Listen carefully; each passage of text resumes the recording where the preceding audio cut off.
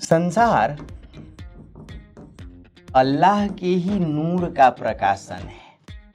अल्लाह सर्वशक्तिमान है, अल्लाह सत्य है, अल्लाह दिव्य है, डिवाइन है। हिंदी साहित्य में भक्ति काल के टॉपिक को देख रहे हैं। भक्ति काल में भी निर्गुण धारा में सूफी काव्य धारा देख रहे हैं।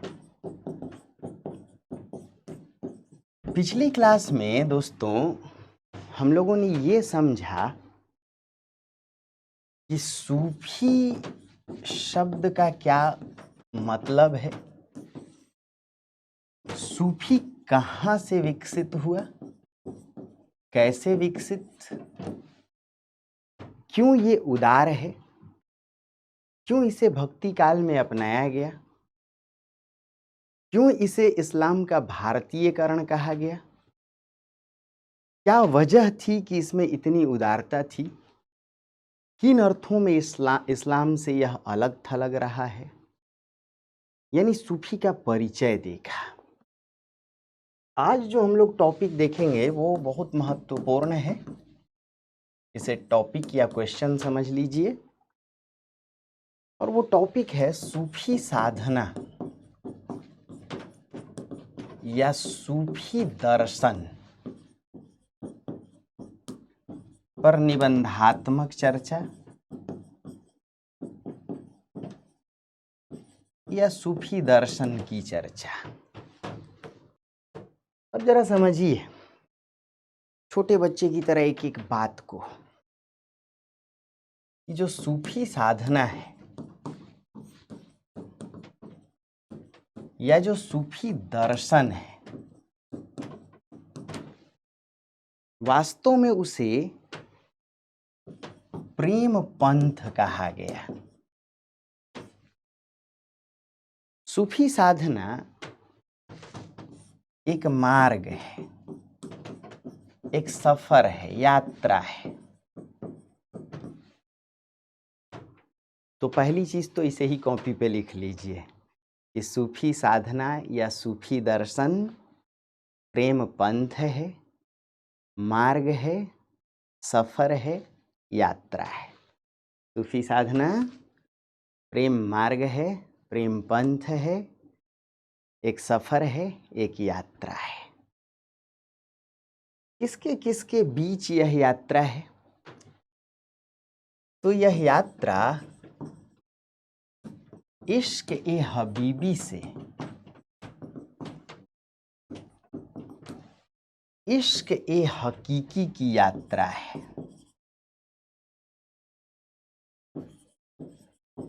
इश्क ए हकीकी की यात्रा है या इश्क ए हकीकी का मार्ग या पंथ है। हबीबी यानी प्रेमिका और हकीकी यानी अल्लाह। बड़ा ही रोचक दर्शन है, आपके काम का दर्शन है। आप लोग इसे समझ के गदगद हो जाएंगे। यानी कह सकते हैं ये जो मार्ग है वो तो प्रेम मार्ग है, लेकिन इसकी जो यात्रा है अल्लाह तक, वह किससे होकर के गुजरेगी? प्रेमिका से होकर। वह किससे होकर के गुजरेगी? यानी प्रेमिका से अल्लाह तक जुड़ने का सफर है, प्रेमिका से अल्लाह को प्राप्त करने का सफर है। इसीलिए सूफी साधना को मार्ग या पंथ या सफर या यात्रा कहते हैं। करेक्ट है? इस साधना को शरीयत से, घबराइएगा नहीं, एक एक चीज समझेंगे। शरीयत से मरीफत का सफर कहा गया। जाहिर सी बात है, कोई भी साधना क्या है? एक मार्ग है, एक माध्यम है जिसमें हम ईश्वर को प्राप्त करते हैं, जिसमें हम ईश्वर को प्राप्त करते हैं। तो उसे ही साधना कहते हैं, उसे ही संप्रदाय कहते हैं। यही सूफी साधना, यही मार्ग है। लेकिन इस मार्ग की व्याख्या की गई कि प्रेम के रूप में, प्रेमिका के माध्यम से अल्लाह प्राप्ति का सफर है। करेक्ट है? इस सफर को या इस साधना को आलम ए नासूत से आलम ए लाहूत का सफर कहा गया। घबराने की जरूरत नहीं, ये सब शब्द क्या हैं खूब अच्छी तरह समझेंगे। मतलब मानव लोक से होकर के अल्लाह के लोक तक की यात्रा सूफी साधना है, सूफी सफर है। मानव लोक से होकर के अल्लाह के लोक तक पहुंचने। तो जरा समझिए कि अगर सफर है, यात्रा है, इसीलिए पंथ है, एक मार्ग है, एक यात्रा है, एक सफर है।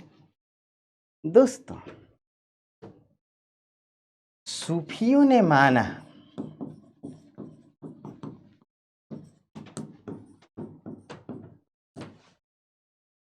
कि संसार सत्य है। एक प्रश्न बनेगा कि किस प्रकार सूफी कबीर जैसे संतों से अलग थे। सूफियों ने कहा संसार सत्य है और अल्लाह का समपरिणाम है।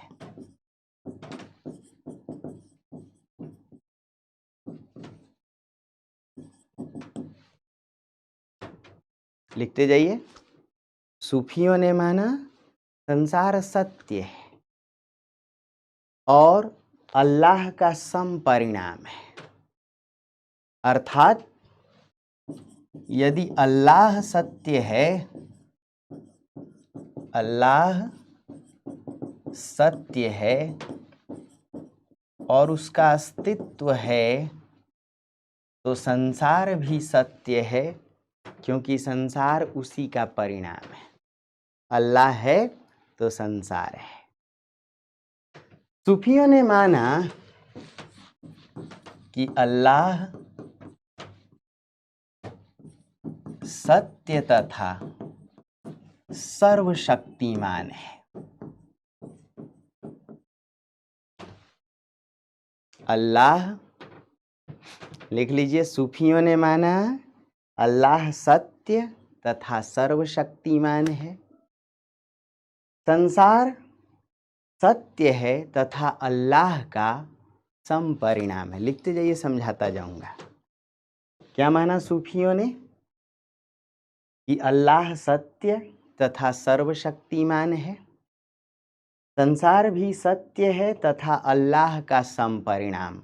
जैसे मान लीजिए कि पानी है तो ये ग्लास है। अगर पानी है, पानी सत्य है, तो ग्लास भी सत्य है, क्योंकि पानी के होने से ही ग्लास है। तो पानी अगर सत्य है तो ग्लास भी सत्य है। ऐसे ही अल्लाह सत्य है, सर्वशक्तिमान, अल्लाह ऑलमाइटी है। इस्लाम पंथ में भी कहा गया ला इलाहा इल्लल्लाह मुहम्मदुर रसूलल्लाह, कि अल्लाह का कोई माबूद नहीं, वह सर्वशक्तिमान है और मोहम्मद साहब ही उसके पैगंबर हैं अल्लाह के। तो सूफियों ने माना अल्लाह सत्य तथा सर्वशक्तिमान है, संसार भी सत्य है तथा अल्लाह का समपरिणाम है। अर्थात अल्लाह यदि सत्य है, उसका अस्तित्व है, तो संसार का भी अस्तित्व है। अल्लाह यदि सत्य है तो संसार भी सत्य है, अल्लाह का अस्तित्व है तो संसार का भी अस्तित्व है। संसार अल्लाह के ही नूर का प्रकाशन है। अल्लाह के ही नूर का प्रकाशन है। नूर कहते हैं दिव्यता को, डिवाइनिटी को।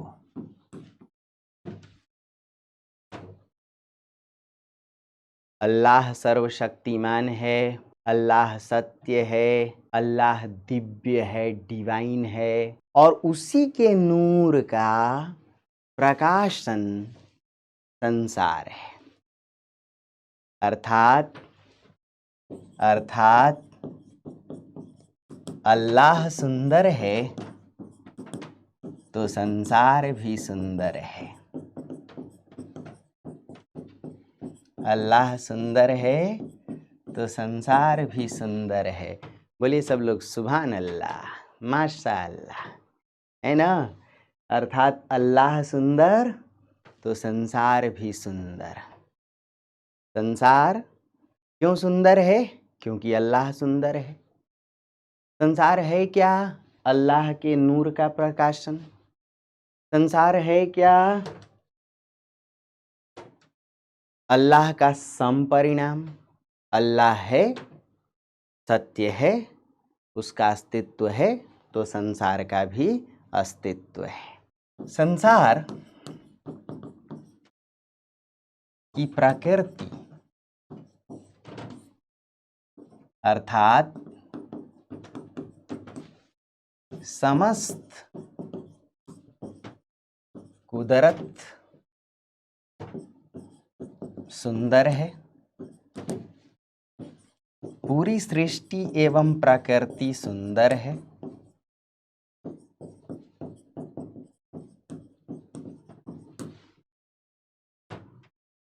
कहा कि ये जो कुदरत है, ये जो कायनात है, ये जो कुदरत है वो सुंदर है क्योंकि संसार की ही वस्तुएं हैं। और संसार अल्लाह का समपरिणाम। अल्लाह है तो संसार है। संसार अल्लाह के नूर का प्रकाशन है। ऐसे में संसार की प्रकृति यानी समस्त कुदरत, पूरी सृष्टि, प्रकृति, कायनात सब कुछ सुंदर है। अब यहां से देखिए लिख करके, इस सौंदर्य का प्रतिमान सुंदर स्त्री है। इस सौंदर्य का प्रतिमान सुंदर स्त्री है। इस सौंदर्य का प्रतिमान क्या है? सुंदर स्त्री है। पकड़े रहिएगा, इस सौंदर्य का प्रतिमान सुंदर स्त्री है। मतलब जो अल्लाह है, इसका सौंदर्य, इसका नूर संसार में है। पूरी प्रकृति सृष्टि में व्याप्त है, कुदरत में है, कायनात में है। और इस सभी सौंदर्य का जो प्रतिमान है, जो मानक है, जो स्टैंडर्ड है, वो सुंदर स्त्री है।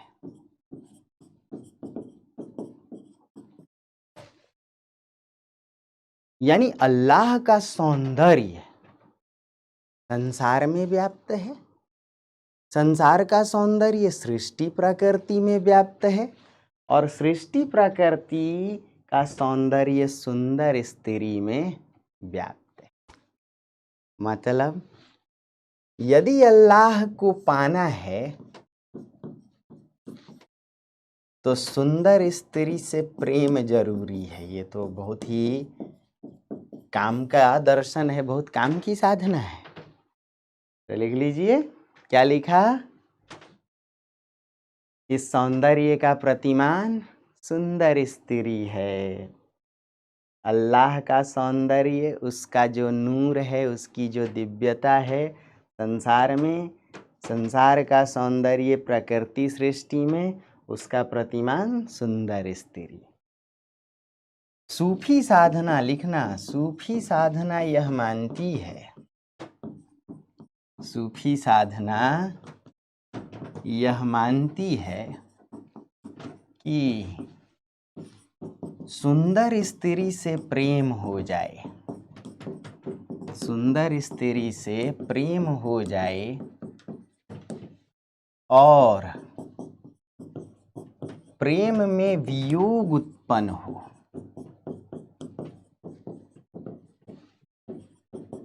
तो वियोग मूलक प्रेम ही इश्क कहलाता है। सूफी साधना यह मानती है कि सुंदर स्त्री से प्रेम हो जाए। जरा सोचिए, क्यों लैला मजनू, क्यों शिरीन फरहाद, कहानियां आपने खूब सुनी हैं। क्यों हीर रांझा, ये क्या है? इश्क है, प्रेम है। और इश्क आसान नहीं है, क्योंकि जो वियोग मूलक प्रेम है व्यक्ति को ईश्वर के निकट ले जाता है। संयोग मूलक जो प्रेम है वो शरीर से जुड़ा होता है, और वियोग मूलक प्रेम शरीर का निषेध करता है, भाव से जुड़ जाता है। इसलिए भक्ति काल में आप हर जगह वियोग को देखेंगे, चाहे राम सीता का वियोग हो तुलसी की रचना में, चाहे कृष्ण गोपियों का, राधा का वियोग हो सूरदास की रचना में, चाहे रत्नसेन नागमती और पद्मिनी का वियोग हो जायसी जैसे सूफी की रचना में, चाहे कबीर की पंक्ति पढ़ें, हर जगह वियोग। नैना निर्झर लाइया, कबीर रोते हैं, कहते हैं अंखड़ियां आँखियां झाई पड़या, पंथ निहारी निहारी, जिभड़ियां छाला पड़या, नाम पुकारी पुकारी। कबीर कहते हैं विरह कमंडल कर लिए वैरागी दो नैन, मांगे दरस मधुकरी, छके रहे दिन रैन। पूरे भक्ति काल में केंद्रीय विषय प्रेम है, लेकिन वह प्रेम वियोग मूलक है। कैसा है? वियोग मूलक। तो इस बात को मैं लिखाऊंगा अभी 2 लाइन बाद, पहले इसको लिख के समझ लीजिए।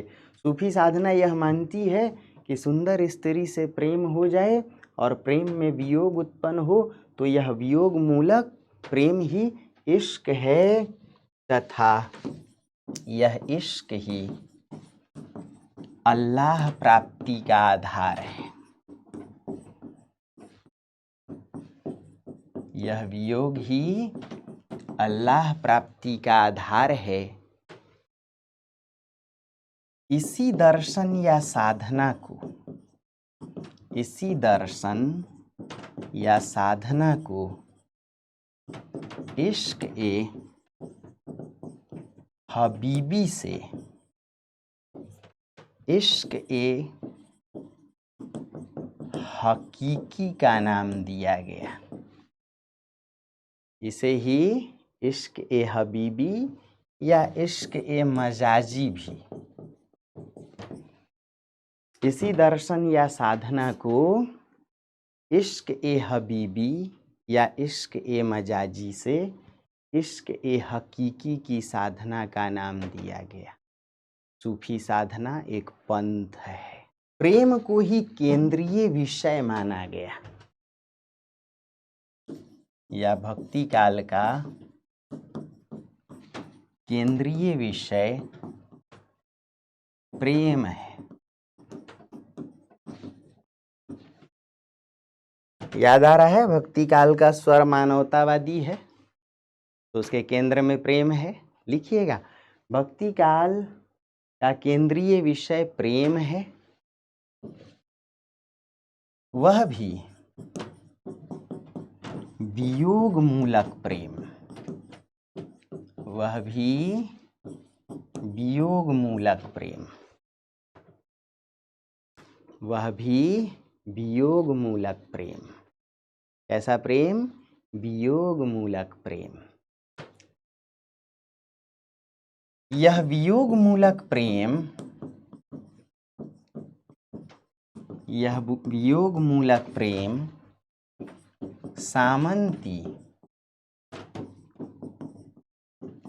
संयोग मूलक या भोग मूलक प्रेम का विरोधी है।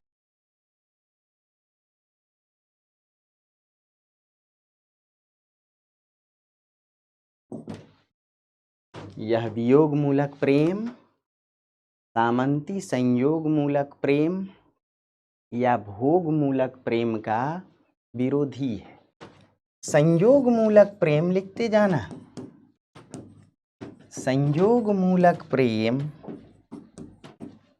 दैहिक होता है, मांसल होता है, क्षणिक होता है, स्थूल तथा वासनात्मक होता है।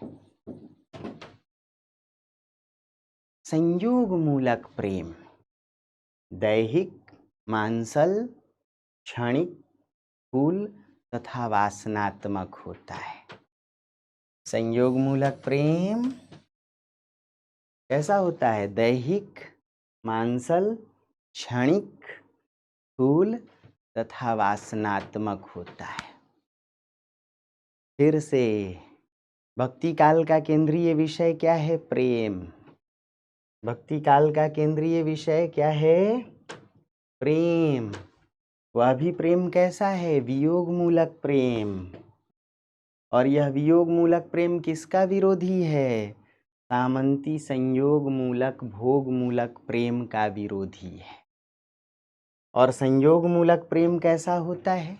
देह से जुड़ा हुआ, शरीर से जुड़ा हुआ, क्षणिक होता है, एकदम क्षणिक। जब तक देह की जरूरत है, जब तक देह की परिधि से प्रेम जुड़ा है, तब तक प्रेम है।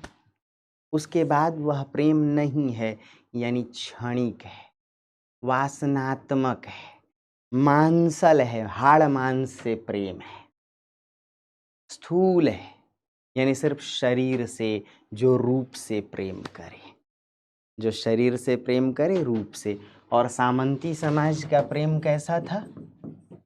सामंती समाज में हरम व्यवस्था थी। सामंती समाज में हरम व्यवस्था थी। अरे आया ना? तो हरम व्यवस्था में कैसा प्रेम था? असंख्य स्त्रियां थी। उन स्त्रियों के दिल से, हृदय से प्रेम नहीं किया गया, उनके रूप से, उनके शरीर से, उनके सौंदर्य से। करेक्ट है? जबकि वियोग मूलक प्रेम, वियोग मूलक प्रेम भाव परक होता है, सूक्ष्म होता है तथा शरीर का अतिक्रमण करता है।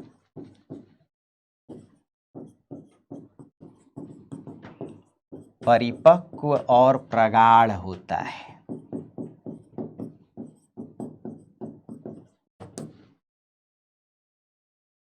जबकि वियोग मूलक प्रेम भाव परक, भावना से जोड़ता है। फिर शरीर की कोई जरूरत नहीं रहती। जब तक आप किसी के पास हैं, तब तक आप उसकी कीमत नहीं समझते। जैसे ही दूर हो गए, वियोग माने दूर हो जाना, संयोग यानी जुड़ा रहना, पास होना। वियोग दिलों का प्रेम है, संयोग शारीरिक प्रेम है। इसलिए वियोग में व्यक्ति को प्रेम न करके उसके व्यक्तित्व को प्रेम करने की कला विकसित होती है। उसके गुणों को प्रेम, उसके हृदय को, उसका हृदय कितना विशाल है, उसकी सूक्ष्म बातों को प्रेम किया जाता है। अर्थात वियोग मूलक प्रेम शारीरिक नहीं होता, मांसल नहीं होता, सूक्ष्म होता है, दिल से दिल के तार को जोड़ता है, इसलिए भाव परक होता है। और इसका अतिक्रमण, शरीर का निषेध करता है। शरीर की जरूरत नहीं, क्योंकि ऐसे भी शरीर दूर है। परिपक्व होता है, परिपक्व यानी एकदम मंझा हुआ, प्रगाढ़, जो क्षणिक नहीं होता, टिकता है, लंबा, सदियों तक, युगों तक। लैला मजनू की कथा आप लोग सुने होंगे। मजनू उतना ही सुंदर और लैला उतनी ही कुरूप। कोई तालमेल नहीं था जी। दुनिया वाले पूछते थे, अरे मजनू बावले हो क्या? दोनों का वियोग ऐसा परवान चढ़ा कि मजनू को लैला के अलावा कुछ दिखा ही नहीं।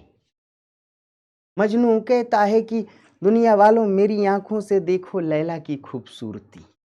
यानी वियोग का जो प्रेम है वो शरीर का अतिक्रमण करता है।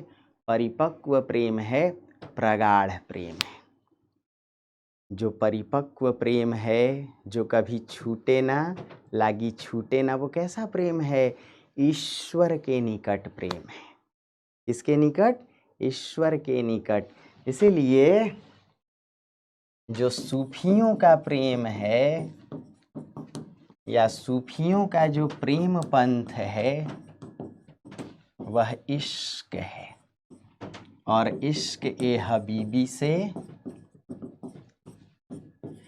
इश्क ए हकीकी का सफ़र है। हकीकी यानी ईश्वर, अल्लाह, और हबीबी यानी प्रेमी का प्रेमी। हबीब, हबीबी। खूब गाना वाना सुने होगे, या हबीबी। मोहम्मद रफ़ी का भी गीत है, कई गीत बने हैं। तो सूफियों का प्रेम इश्क है, वियोग मूलक। पूरे भक्ति काल का प्रेम कैसा है? वियोग मूलक प्रेम। भक्ति काल का केंद्रीय विषय क्या है? प्रेम। और उसमें भी कैसा प्रेम? वियोग मूलक प्रेम। किसका विरोधी? सामंती समाज के भोग मूलक प्रेम का विरोधी है। अरे हाँ या ना? पक्की बात। सूफी साधना यह मानती है, सूफी साधना या सूफी दर्शन में यह माना गया कि इश्क ही विषय वासनाओं तथा सांसारिक प्रपंचों को खत्म करने में सक्षम है। कमाल की बात। सूफी साधना या सूफी दर्शन में क्या माना गया? यदि इश्क हो जाए तो यह इश्क विषय वासना, कामुकता, इन सब को खत्म कर देता है। यदि इश्क हो जाए तो व्यक्ति सांसारिक प्रपंच, ये धन दौलत, और इसीलिए लोग जब इश्क में लूट पिट जाते हैं तो डायलॉग देते हैं, गालिब इश्क ने निकम्मा बना दिया, कोई काम नहीं करना। मलुकदास जी कहते हैं, अजगर करे न चाकरी, पंछी करे न काम, दास मलुका कह गए सबके दाता राम। जो प्रपंचों में फंसे होते हैं वही दिन भर मेहनत करते, हाय हाय करते हैं, हाय पैसा, हाय पैसा। अब हाय को तोड़ दीजिए, है कि नहीं है पैसा? तो नहीं है तो पीछे भागिए, और है तो सहेज के रखिए, उसकी चिंता कीजिए। तो इश्क ने निकम्मा बना दिया गालिब, वरना आदमी हम भी बड़े काम के थे। और जिसे इश्क हो जाए, लोग कहते क्या मजनू की तरह लूटे पिटे घूम रहे हो? लोग कहते एकदम दीवाना हो गया है, बावला हो गया है। कैसा हो गया है? परवाना हो गया है। और सम्मा से लिपट के परवाने झूमते। परवाना कहते हैं कीट पतंगों को, जो दीपक की लौ से इतना इश्क कर लेते हैं कि उनको अपनी भी चिंता नहीं होती, बस उसी में झुलस के मर जाते हैं। यानी अपने को सौंप दे, अपने को त्याग कर दे, बाकी दुनियावी बातों की, सांसारिक प्रपंचों की फिक्र ना करे। तो उसे क्या कहते हैं? क्या कहते हैं? सांसारिक प्रपंच। तो इश्क की विषय वासनाओं या सांसारिक प्रपंचों को खत्म करने में सक्षम है। बात को पकड़िएगा। और जब सांसारिक प्रपंच खत्म हो गए तो सांसारिक प्रपंच या विषय वासनाओं से मुक्त होकर के ही जीव किससे मिलता है? ब्रह्म से। कबीर जैसे संतों का यही ज्ञान मार्ग है, सूफियों का यही प्रेम मार्ग है। पकड़े रहना, पिछली क्लास में बताया था। कबीर जैसे संत ज्ञान मार्ग में कहते हैं कि सांसारिक प्रपंच छोड़ दो, सब माया मोह है। और जायसी जैसे सूफी कहते हैं कि इश्क जिसको हो जाए तो फिर लागी छूटे ना, क्योंकि ये इश्क आग का दरिया है और आग के दरिया में फंसा व्यक्ति और किसी चीज की चिंता कर ही नहीं सकता। तो सांसारिक प्रपंचों से मुक्ति मिले तो किसकी वजह से? इश्क की वजह से। इसीलिए इश्क दो धारी तलवार, यार गाना वाना खूब बना है ना, मैं इश्कन इश्कन हो गई, तेरे इश्क में मैं लुट जावा मर जावा, या तेरे वास्ते मेरा इश्क सूफियाना, मेरे दिल को दिल से जुदा कर दे, मुझको खुद से फना कर दे। जुदा यानी अलग करके तुमसे जोड़ दे, फना यानी कुर्बान कर दे, सब कुछ त्याग देना। इसीलिए सूफी साधना एक पंथ है, इश्क पंथ है, इश्क मजाजी, इसके हबीबी से इश्क हकीकी तक का सफर है। यह दर्शन मानता है कि शरीर 4 तत्वों का समाहार है। समाहार यानी समूह। यह दर्शन मानता है कि शरीर 4 तत्वों का समाहार है। इसका किसका? अक्ल का। और किसका? नफ्स का। और किसका? कल्ब का और रूह का। अक्ल कहते हैं बुद्धि, नफ्स कहते हैं इंद्रियों को, कल्ब यानी हृदय और रूह यानी आत्मा। उतारते जाइए, थोड़ा फैक्ट रहेगा लेकिन बहुत आनंदकारी है। यह दर्शन मानता है, इसीलिए तो हिंदी साहित्य में लोग साइंस वाले भी टॉप करते हैं, इंजीनियर जो होते हैं मेडिकल बैकग्राउंड के, एमबीए वाले सब टॉप कर जाते हैं। फिर एमबीए और इंजीनियर बनने के बाद इसमें चाय नहीं बनाना पड़ता, इसमें कलेक्टर बनना पड़ता है, और बिना बने ये विषय छोड़ता नहीं है। तो यह दर्शन मानता है कि शरीर 4 तत्वों का समूह है। The whole body is dividing into 4 parts, या यूं कहें कि पूरा शरीर कॉन्फ़िगरेशन है इन 4 कंपोनेंट का। क्या क्या? खोपड़िया, अकिल। हमारे यहाँ इलाहाबाद वगैरह में कहते हैं, का गुरु बहुत गणित कर रहे हो, बहुत अकिल लगा रहे हो, बहुत दिमाग लगा रहे हो। व्यक्ति दिमाग क्यों लगाता है? किसी से जोड़ तोड़ के लिए, किसी का कुछ ऐंठने के लिए, कि कुछ चुराने के लिए, अपने को कैसे हम बड़ा करें। और इंद्रियों के चक्कर में ही व्यक्ति बुद्धि लगाता है ना। दूसरी तरफ जो हृदय है वो कभी भी नहीं चाहता, अंतरात्मा कभी नहीं चाहती कि हम गलत करें, चोरी करें, बेईमानी करें, डाका डालें, किसी का कुछ बुरा करें। मतलब अक्ल और नफ्स, इंद्रियों और बुद्धि के कारण ही व्यक्ति विषय वासनाओं में फंसता है, और इसीलिए ये दोनों भी दुष्प्रभावित होते हैं, है ना। अब इस इंद्रियों के सुख के चलते ही तो हम गलत करते हैं, किसमें फंसते हैं? पकड़े रहना, विषय वासनाओं में, सांसारिक प्रपंचों में। करेक्ट है? करेक्ट है। यह साधना मानती है कि अक्ल एवं इंद्रियों यानी नफ्स, नब्ज कहते हैं ना, नब्ज, उसी का मूल शब्द है नफ्स, उसे ही हम लोग नब्ज कहते हैं। यह साधना मानती है कि अक्ल एवं इंद्रियों के कारण ही मनुष्य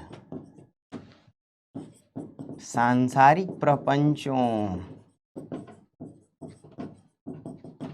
तथा विषय वासनाओं में फंसता है, लिप्त होता है, अर्थात उसका अधपतन होता है। यही बात कबीर भी कहते हैं, यही बात सूफी भी कहते हैं। बस एक प्रेम पंथ की बात करते हैं, एक ज्ञान पंथ की बात करते हैं। देखिए, यह साधना मानती है कि अक्ल एवं इंद्रियों के कारण ही मनुष्य सांसारिक प्रपंचों तथा विषय वासनाओं में लिप्त होता है, अर्थात अधपतन का शिकार होता है। लिख लिया? लिखते जाओ सही, छोड़ना नहीं। तो अधपतन का शिकार होता है। अक्ल एवं इंद्रियों यानी नफ्स की सजा रूह तथा कल्ब को भी मिलती है।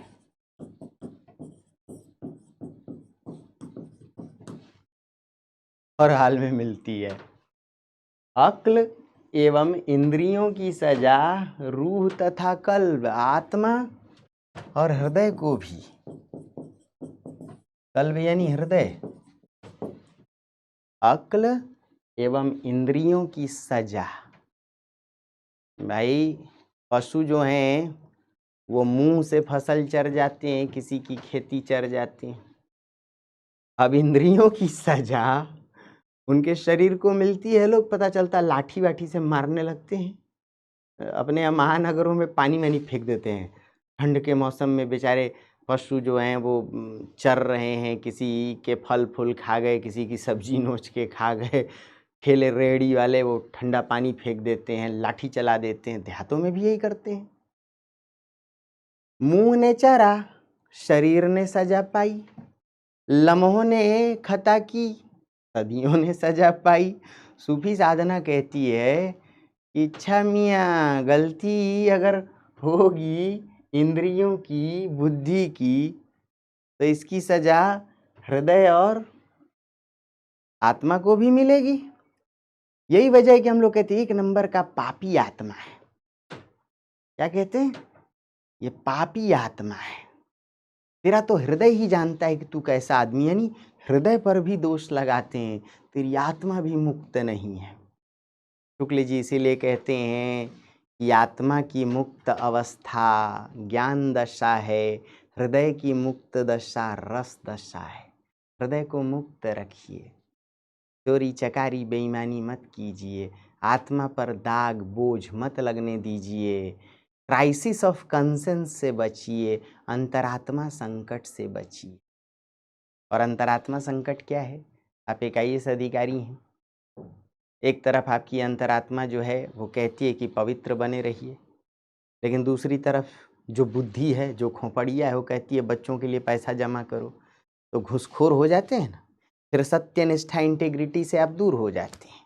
तो किसके शिकार होते हैं? अंतरात्मा संकट, क्राइसिस ऑफ कंसेंस के शिकार होते हैं। अब पकड़ना एकदम प्यार से।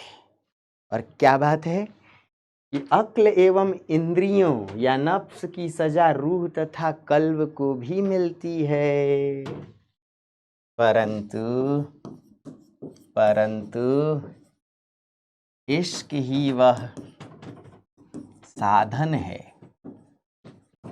जिससे अपराधों से, विषय वासनाओं से बचा जा सकता है।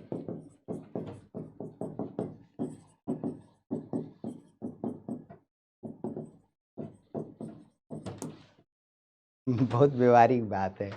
लिखिए, परंतु इश्क ही वह साधन है जिससे अपराध से, विषय वासना से, फितूर से, दंगा फसाद से, देखिएगा कि कहीं भी मारपीट हो, इश्क में डूबा जो दिल है वो किसी भी लफड़े में नहीं पड़ता। वो कहीं सुनसान एकांत नीले आकाश के नीचे कहीं पेड़ के नीचे बैठा आइंस्टाइन टाइप से, न्यूटन टाइप से सोच रहा होता है कि दुनिया में कुछ भी नहीं है, सिर्फ इश्क है। तो इश्क ही वह साधन है जिससे अपराधों और विषय वासनाओं से बचा जा सकता है। अब मैं क्यों हर रोज कहता हूँ कि अभी जो प्यार है, इश्क है, वो आपके लिए अपराध है। जरा सुनिएगा, बहुत व्यवहारिक बात है। अगर मान लीजिए आप तैयारी कर रहे हैं, सामने आपके प्रतिद्वंदी हैं, प्रतिस्पर्धी हैं, अब उनको क्या चाहिए? उनको ये चाहिए कि सामने वाला कैसे भी फेल हो लुढ़के, कि भाई उसकी सीट सुरक्षित रहे, मतलब वो खाली रहे, तभी हम जैसे लोगों के लिए बहुत कड़ी प्रतियोगिता नहीं होगी। अगर आप इश्क में डूब गए तो अपने रूम पार्टनर के लिए, अपने बाकी सहपाठियों के लिए आपने रास्ता खाली कर दिया। तो इश्क ही वह साधन है जो अपराध से बचाता है। आपने अपराध नहीं किया, आप एकदम निष्पापी निष्कलंक व्यक्ति हैं, निरपराध। कि जाओ, मैंने तो किसी की सीट छेकी ही नहीं, मैं तो ये रास्ता ही छोड़ दिया, मैं इस दौड़ से बिल्कुल अलग थलग हूँ, तुम दौड़ो, और मैं जब निकल जाऊँ तो आप अकेले दौड़ो। अब सामने वाला आपको बद्दुआ देगा या दुआ? दुआ देगा, कहेगा अरे बहुत अच्छा। कई दोस्त वो 3 इडियट्स का डायलॉग याद है, दोस्त फेल हो जाए तो बुरा लगता है, दोस्त अगर टॉप कर जाए तो बहुत बुरा लगता है। अब दोस्त का फेल होना जाहिर सी बात है बहुत सुकूनदायक है, टॉप कर जाए तो समझ लीजिए कई दोस्त एक साथ घर से निकलते हैं दिल्ली वगैरह या महानगरों में, या एक साथ पढ़ने जाते हैं, तैयारी करने, दोनों 2-3 साल तैयारी किए। अब एक जो है उसमें सेलेक्ट हो जाता और एक बेचारा पड़ा हुआ है। दोनों आसपास के घर से ही, एक ही गांव से निकले। अब सोचिए, पूरे गांव के लिए जो दोस्त असफल हो गया वह हंसी का पात्र, जलालत का पात्र हो जाता है। जहालत, जलालत सब कुछ झेलता है, एक से एक फबती, ऐसी भारी भरकम बातें, एक से एक उलाहना, जबकि यही ज़्यादा पढ़ रहा था और जो सेलेक्ट हो गया वो कम पढ़ रहा था। तो भी लोग कहते हैं ये बिल्कुल लफंगा था, मैंने इसको देखा, दिल्ली में थोड़ा भी नहीं पढ़ता था। तो इश्क ही वह साधन है जिससे अपराधों और विषय वासनाओं से बचा जा सकता है। इश्क ही वह साधन है जिससे विषय वासना से, अपराधों से बचा जा सकता है। कितनी बात समझ में आई? मार्ग है इश्क़े हबीबी से इश्क़े हकीकी, एक सफ़र है शरीयत से मरीफत। अभी इस पर आते हैं, आया ना दोस्तों? सूफी साधना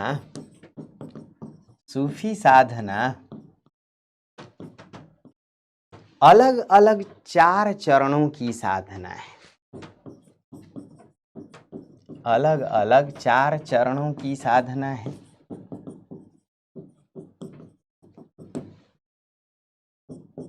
शारीरिक शुद्धि से लेकर मानसिक एकाग्रता की साधना है,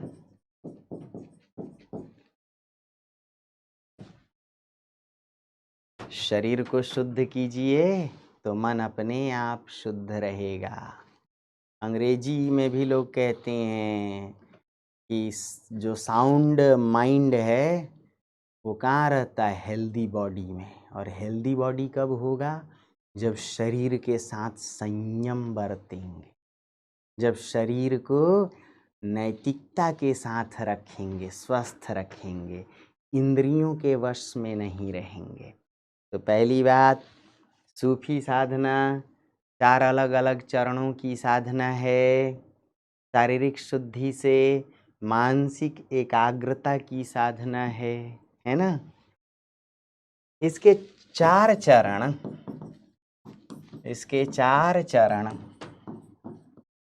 क्रमशः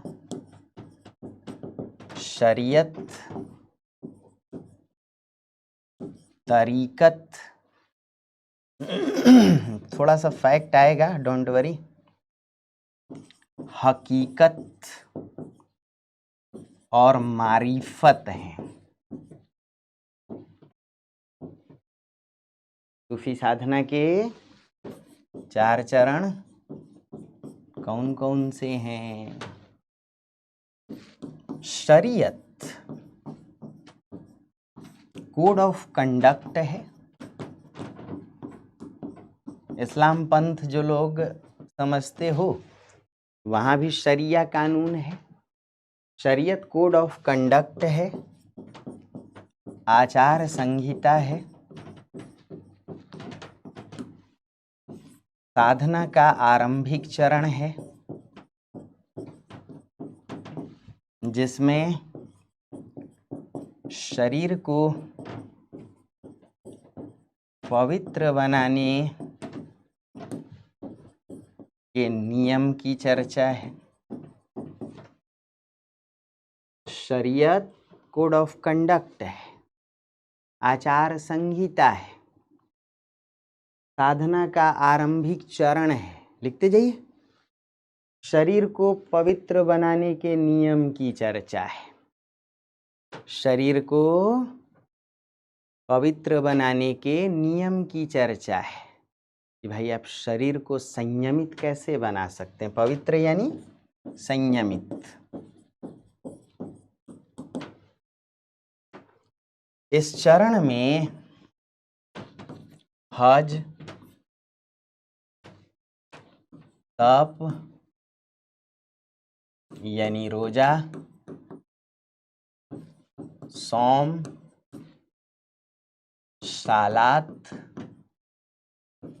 और दान आदि की चर्चा, दान यानी ज़कात आदि की चर्चा की जाती है। सौम, जो रोजा है उसे ही सौम कहते हैं। उपवास इसका मतलब होता है फास्टिंग। हज यानी हाजी होना, तीर्थ करना, मक्का मदीना जाना। सालात कहते हैं जो नमाज है 5 बार की। सुने हो ना, अताए नमाज। तो 5 बार की जो नमाज है, नमाज अदायगी करना। तो नमाज करना यानी प्रार्थना करना, सालात करना उसे कहते हैं। सौम कहते हैं फास्टिंग को, तप या रोजा को, तपस्या को। और ज़कात यानी दान आदि देना। हज यानी तीर्थ। तो इस चरण में हज, तप, रोजा, सौम, सालात, दान आदि की चर्चा की जाती है। कबीर भी कहते हैं साईं इतना दीजिए जामे कुटुम्ब समाए, मैं भी भूखा न रहूं, साधु भी भूखा न जाए। तो शरीयत में शरीर को संयमित बनाने के लिए, पवित्र बनाने के लिए नियमों की चर्चा है। ये आचार संहिता है, कोड ऑफ कंडक्ट है, आरंभिक चरण है। लिखा क्या? लिखा इसमें क्या क्या है? हज है, सौम है, सालात है, ज़कात है यानी दान कीजिए, तीर्थ व्रत कीजिए, तपस्या कीजिए, उपवास कीजिए, फास्टिंग रखिए, रोजा रखिए। करेक्ट है, आसान है। नंबर 2, साधना का अग्र चरण, अग्र यानी अगला चरण, तरीकत है जो हृदय की शुद्धि से जुड़ा है।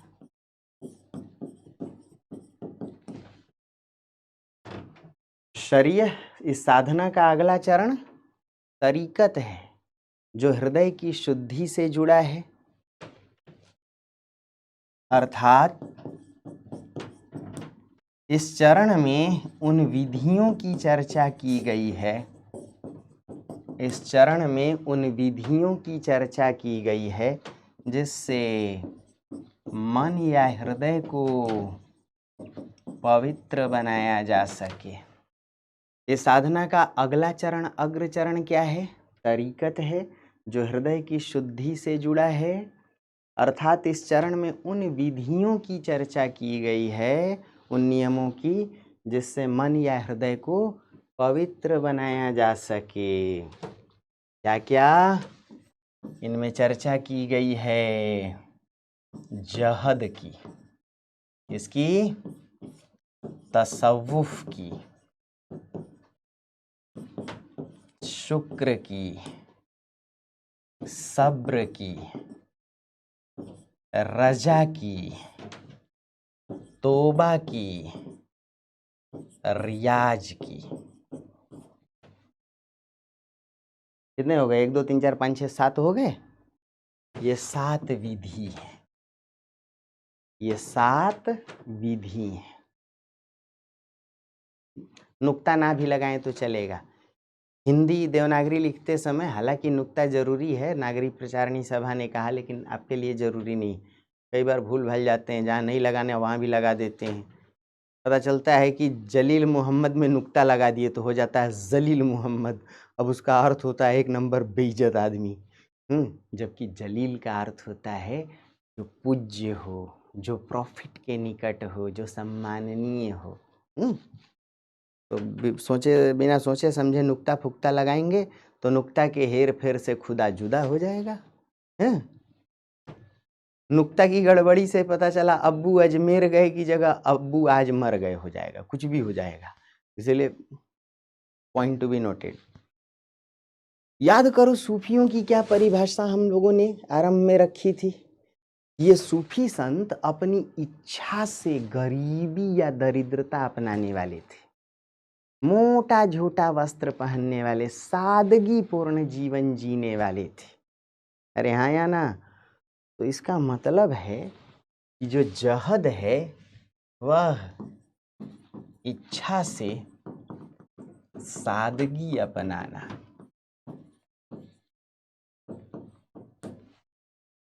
इच्छा से सादगी अपनाना। तसव्वुफ का अर्थ होता है ईश्वर से प्रेम, अल्लाह से प्रेम। और उसके लिए क्या जरूरी है? सुंदर स्त्री से प्रेम। शुक्र का अर्थ है कि जो ईश्वर की कृपा हम पे बरस रही है। हम लोग क्या कहते हैं? इंशाअल्लाह। हम लोग क्या कहते हैं? अल्हम्दुलिल्लाह कहते हैं ना। तो शुक्र का अर्थ कृतज्ञ होना। भाई पूजा पाठ करते हैं तो भगवान को क्या कहते हैं? Thank you Ram ji, thank you मेरे कान्हा, मेरा आपकी कृपा से सब काम हो रहा है। करते हो तुम कन्हैया, मेरा नाम हो रहा है।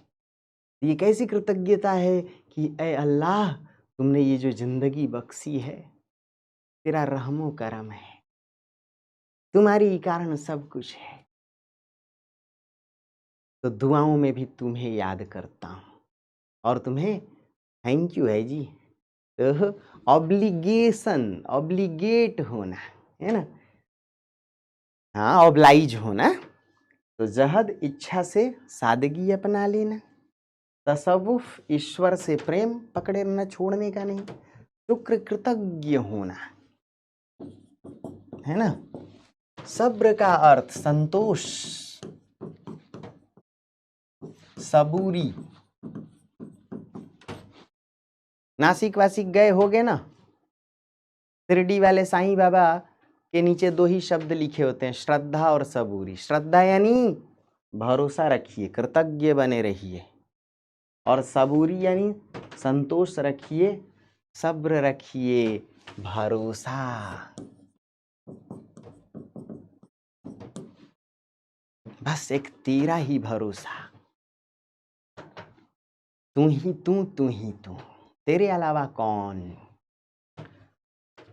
जो रजा है वो सहमति को कहते हैं, इच्छा शक्ति, विल पावर को। इसी रजा को सहमति भी कहते हैं, सहमत होना। जो लोग नमाज वगैरह पढ़ने जाते हैं तो कौल बांधना पड़ता है, वजू करना पड़ता है, नियत बांधना पड़ता है। अरे हाँ या ना? और साथ ही सहमत होना पड़ता है।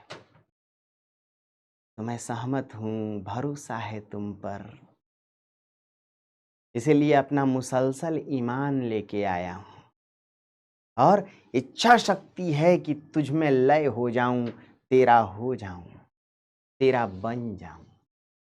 अरे हाँ या ना?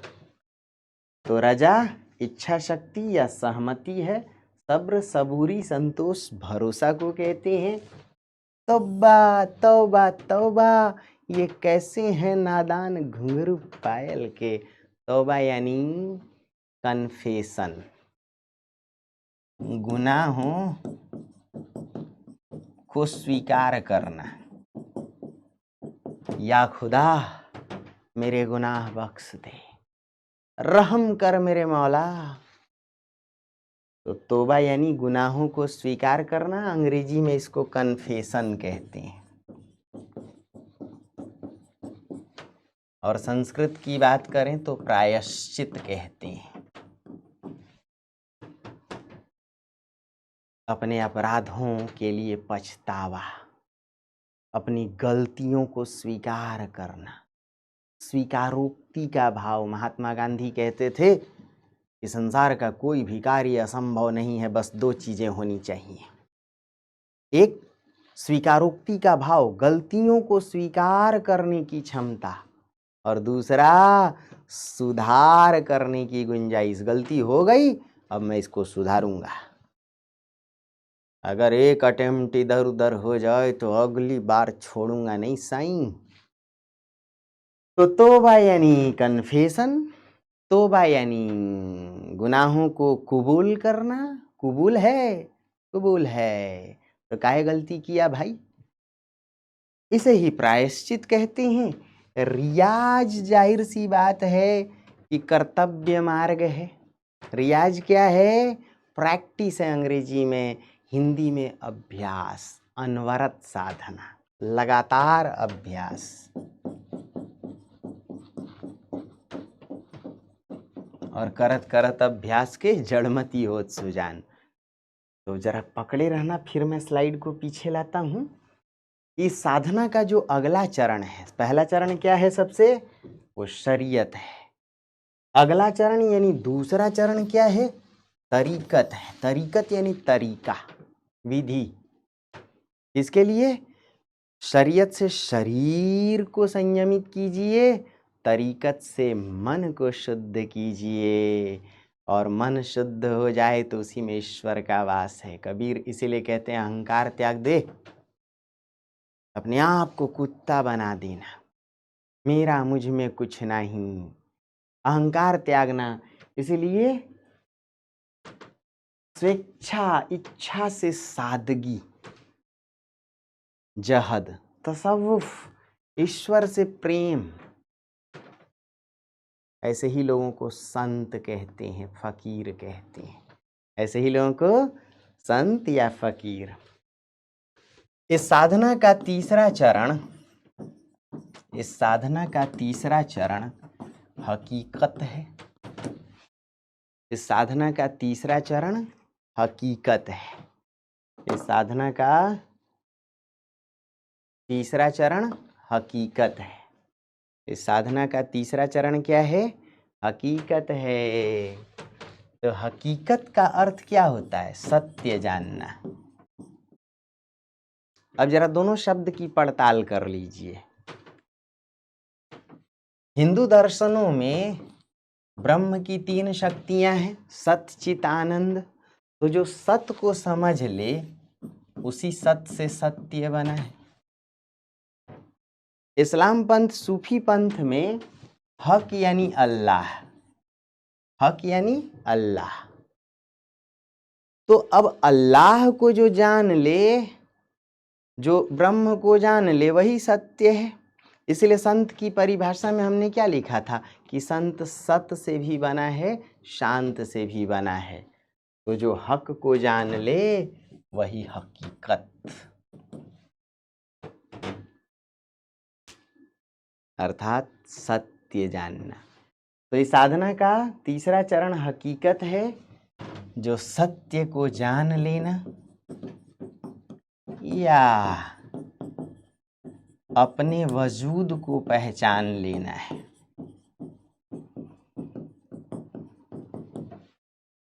मैं कौन, मेरी सत्ता क्या, मैं किसका अंश, मेरी जिंदगी कैसी, मुझे कैसे जीना है, क्या होके रहना है। तो इस साधना का अगला चरण हकीकत यानी सत्य को जान लेना, अपने वजूद को पहचान लेना। और चौथा चरण, इस साधना का चौथा चरण मारिफत है, जिसका अर्थ अल्लाह के प्रति बंदे का पूर्ण समर्पण तथा तदात्मीकरण अर्थात एकीकरण अर्थात मेल है। जहाँ बंदा, जहाँ जीव अल्लाह से, ब्रह्म से जुड़ जाए, उसी का हो जाए, उसी में समा जाए, उसी के लोक में पहुँच जाए, जन्नत चला जाए, अल्लाह के द्वारा बख्शी नदियों का पानी पिए। समझ रहे हैं? तो मारिफत इस साधना का अंतिम चरण है, जिसका अर्थ अल्लाह के प्रति बंदे का पूर्ण समर्पण, तदात्मीकरण, वो जो है मैं ही उसका अंश हूँ, उसमें अपने आप को सौंपता हूँ। देखना, तत् प्लस आत्मीकरण, आत्म यानी मैं, मेरी आत्मा, तत् मतलब वह, इसी से शब्द बनता है, उल्टा हो गया, तदात्मीकरण सीधा शब्द है एकीकरण, ब्रह्म जीव का, अल्लाह बंदे का, अद्वैत। इसीलिए संत भी रहस्यवादी, सूफी भी रहस्यवादी। इसीलिए सूफियों पर शंकराचार्य के अद्वैत का भी प्रभाव, उपनिषदों के प्रतिबिंबवाद का भी प्रभाव। इसीलिए सूफी साधना इस्लाम का भारतीयकरण है। तो मारिफत, मिल जाना, मेल, एकीकरण, तदात्मीकरण, अल्लाह के प्रति पूरी तरह समर्पण। कबीर क्या कहते हैं? कबीर कुत्ता राम का मुतिया, मेरा नाव गले राम की जेवड़ी, जित खींचे उत जाऊं। अरे मेरी गर्दन में रस्सी तो तुम्हारी है प्रभु, है मेरे राम, उस रस्सी की बागडोर जो है वो तुम्हारे हाथों में है। अब जाही विधि राखे राम, ताही विधि रहिए, जैसे जैसे खींचोगे ना वैसे वैसे चला आऊँगा। मैं कब अपनी टांगों पे खड़ा हूँ, मैं तो तुम्हारे पैरों पे, तुम्हारी गर्दन पे सवार हूँ प्रभु। तुम चलते हो तो मैं चल रहा हूँ, तुम नचाते हो तो नाचता हूँ, तुम गवाते हो तो गाता हूँ। ये क्या भाव है? पूरा समर्पण है ना। पंगुम गिरि लंघयते, ईश्वर की कृपा हो जाए तो लंगड़ा पहाड़ को लांघ जाता है। बिना हरि कृपा तृण नहीं डोले, उसकी कृपा के बिना पत्ता भी नहीं हिलता। तो जब वही है, तू ही तू और मैं तेरा ही अंश, तो जा तुझे सौंप कर दिया। मेरा मुझ में कुछ नहीं, जो कुछ है सो तोर, तेरा तुझको सौंपते वाट लागे मोर। मतलब क्या लागे मोर? ठीक अच्छे, बात समझ में आई? बात समझ में आई। आखिरी बात, प्रसिद्ध सूफी संत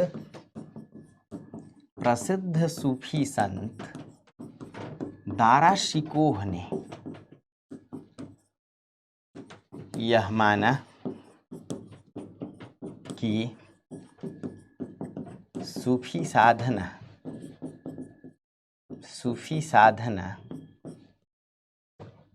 शरीयत से मारिफत की साधना है।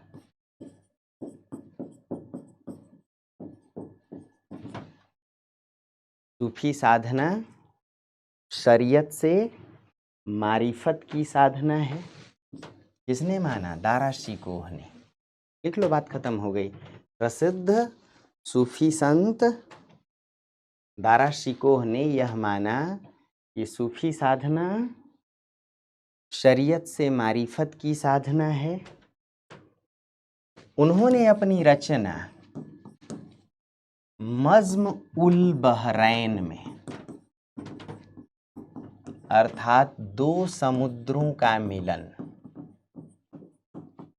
अरब सागर और हिंद महासागर, उन्होंने अपनी रचना यानी गंगा जमुनी संस्कृति, ये जो शब्द आप लोग लेते हो ना, दारा शिकोह की शुरुआत है। सोचो कितने बड़े संत, और जल्लाद औरंगजेब ने मरवा दिया।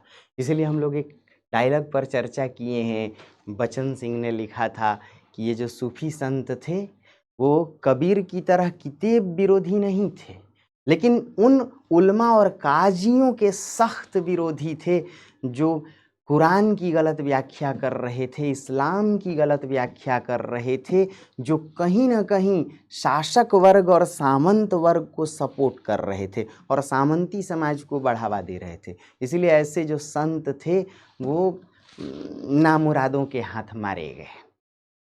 पक्की बात है। तो उन्होंने अपनी रचना मज्म उल बहरैन में इन 4 चरणों को वेदांत के 4 लोकों से जोड़ा।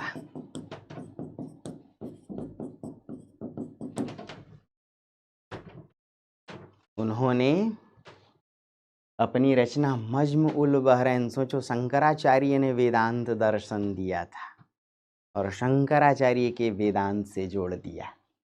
उन्होंने अपनी रचना मज्म उल बहरैन में इन 4 चरणों को वेदांत के 4 लोकों से जोड़ा और कहा कि यह साधना भी मानवलोक,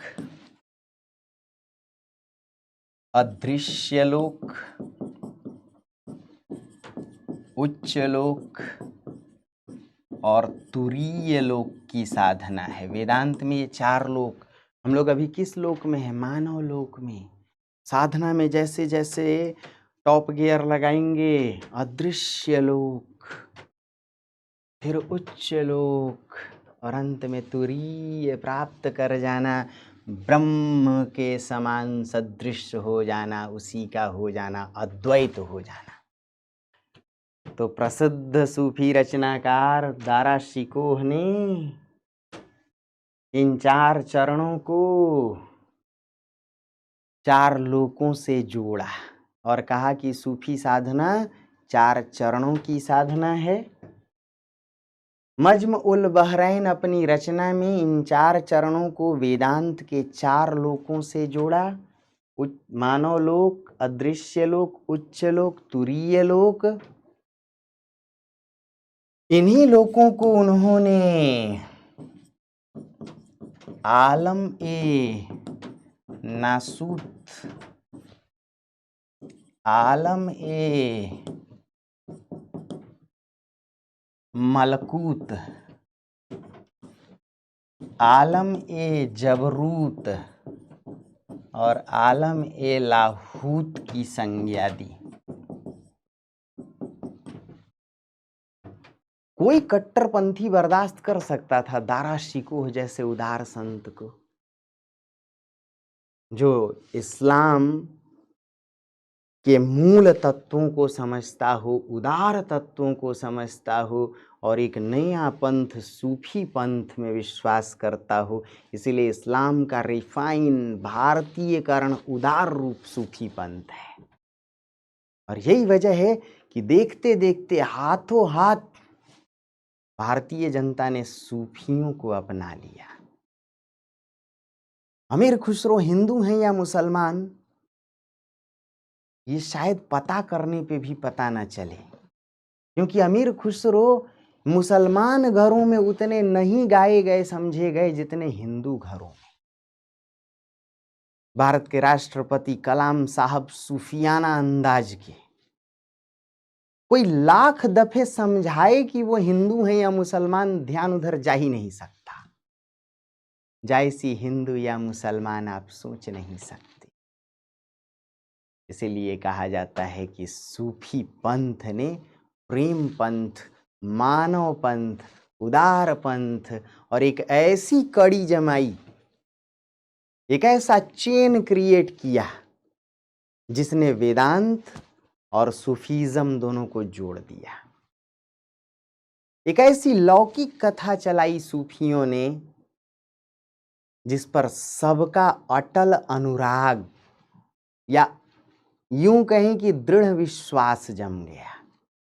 और यही वजह है कि इन सूफी संतों, इन पीरों की मज़ारों पर, दरगाहों पर भीड़ लगी रहती। आप उनकी जाति मत पूछिए, उनका संप्रदाय मत पूछिए। इसीलिए सूफी मूवमेंट, सूफीज़म जो है वो भारत की मूल खेती है। करेक्ट है? कितना समझ में आया? बोलो ना, कितना समझ में आया? तो दोस्तों अब हम लोग अगली क्लास में इसमें देखेंगे कि सूफी रचनाकार कौन कौन से हैं, उनकी रचनाएं क्या हैं, उनकी विशेषताएं क्या हैं, और उससे भी बड़ी चीज हम लोग करेंगे संत धारा और सूफी धारा का अंतर। और ठीक इसके बाद ये जब खंड कर लेंगे तो राम काव्य धारा पर आएंगे और रामचरितमानस की पड़ताल करेंगे। और ठीक रामचरितमानस के बाद हम लोग जायसी की कविता पद्मावत, क्योंकि अब हम लोग सूफीज़म समझ गए हैं, तो अब पद्मावत जब स्लाइड पर उसकी पंक्तियों को दिखा करके मैं बताऊंगा तो दिल गार्डन गार्डन हो जाएगा। तो कितनी बात समझ में आई आज? आज जुड़ने के लिए बहुत बहुत धन्यवाद। अगली क्लास के लिए ढेर सारी शुभकामनाएं। नमस्ते दोस्तों, खुश रहिए, व्यस्त रहिए, मस्त रहिए।